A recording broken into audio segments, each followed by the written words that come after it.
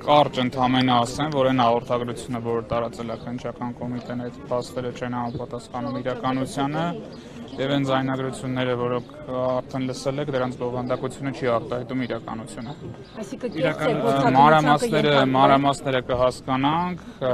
դրանց գուցե ամբողջությամբ, գուցե առնվազն մի մասը անձամբ գոնե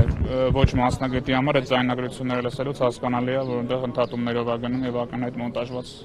ձայնագրություններ են։ Արդյոք դրանք նաև այլ եղանակով մշակված գեներացված են, դեռ գործի քննությունը ցույց կտա, ամենատեպս չի բացառում, որտեղ այդ գործիքը արդեն օգտագործվել է։ Այդ հայտնի փաստաթուղթը, որտեղ իբրև հեղափոխության պլան են գծել եւ հաջորդ օրը իրավապահները սկսեցին գործողությունը եւ այդ ձայնագրությունները հրապարակվեցին։ Դե մի քիչ տեղյակ մարդու համար բացարձակ գաղտնիք չի եղել, կասկած չի եղել, որ դրան հաջորդելու են ինչ-որ գործողություններ, դա պատերազմական լեզվով ասած նախապատրաստությունն է հրետանային, որ սկզբից ինֆորմացիան տարածում են, որպեսզի հետագայում այդ գործողությունները ավելի հեշտ իրականացնեն եւ տեսնում ենք նաեւ, որ այսօր շատ համակարգված ձևով աշխատում են այդ ինֆորմացիան տարածելու, այդ թվում վիրավորանքներով, կոշտ խոսքերով, ամբողջ իշխանական վերնախավը լծված է այդ գործին, այսինքն տեսնում որ սա համակարգված օպերացիա է իրավապահների եւ քաղաքական իշխանության։ Անձնական հեռախոսներ արգրավել են բազմաթիվ Ենթադրում որ այո, որտեղ խոզարկություն մտել են, Սրբազանի հեռախոսը տեղեկություն չունեն այս մասով։ Անձնական տվյալների հրապարակման մասով հաշվի առնելով, որ մենք նախադեպ ունեցել ենք ինչպես են ԿՊԱ-ականները, կոնկրետ Հովիկ Աղազյանի անձնական տվյալները հանրայնացնում, մտաբախություն չունեք, եւս մենք տեսել ենք շատ փաստեր, որտեղ հրապարակայնացնում են անձնական տվյալներ ոչ իրավական նպատակներով, այսինքն իրավապահները իրենց գործառույթներն իրականացնում են ծառայելու քաղաքական այս կամ այն խնդրին, չենք բացառում, որ կարող է լինի, բայց ամենայն դեպս չեմ կարծում, որ Սրբազանի անձնական ինֆորմացիայի որևէ հատվածի ներողություն հրապարակում որևէ խնդրառույց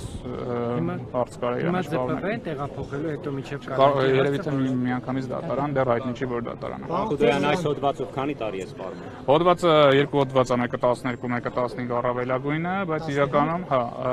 իրականում այս հոդվածներն էլ ակնհայտ արհեստական են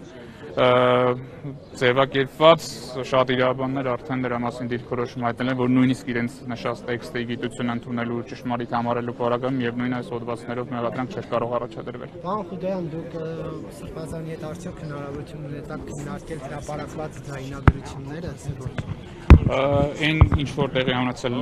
ներսում, այս բանը չեմ կարող հրապարակել, իրեն ներկայացրել եմ դրանց բովանդակությունը, նշել է, որ որևէ նման գործողություն պլանավորված չի եղել։ Բայց ինչ ձայնն է հնչում։ Հնարավոր է ձայնը նշածել, ինչպես ասացի, դա կարա լինի եւ մոնտաժված նյութեր եւ գեներացված, դա դեռ կպարզենք, մենք ակնկալելու ենք, որ վարույթն իրականացնողը դատարան ներկայացնելու ամբողջական ձայնագրություններ, ոչ թե հատվածական եւ կոնտեքստ հասկանալու եւ դրանց մեջ այլ ուրեմն փոփոխություններ կատարված լինելու բացառելու համար։ Որ ասում եք մոնտաժված լինի, օրինակ երկու հոգին լրիվ այլ տեղից են վերցրել այլ բովանդակության խոսակցությունից գյուլել է լրիվ այլ տեղից եւ կպցրել են իրար։ Եթե ուշադիր մի քիչ բարձր լսեք ձայնագրությունները, վստահ որպես մասնակից դերակատարներ կլսեք այդ ընդհատումները յուրաքանչյուր արտահայտությունից առանց։ Իսկ գյուլելը ինչ կոնտեքստից ասած կարող է վերցրածնի։ Չեմ կարող ասել այս բանին, դեռ պետք է քննարկենք ավելի մանրամասն, բայց մեր շատ հայրենակիցներ հաստատ իրենց ընկերական ընտանեկան սեղանների շուրջ երբեմն մի քիչ տաքացած լինելով շատ արտահայտություններ կարող են հնչեցնել եւ դա ձևակերպել քրեական մեղադրանքի տակ կարելի է միայն ամբողջական կոնտեքստը հասկանալուց եւ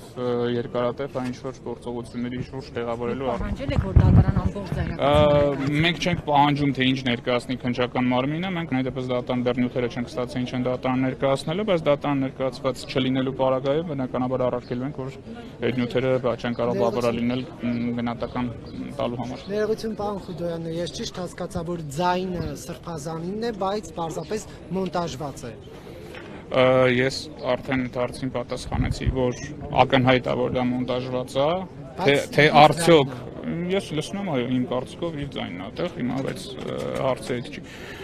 Թե արդյոք այլ միջամտություն եղել է այդ թվում ժամանակակից տեխնոլոգիաների ներդրման, դեռ պարզ չի։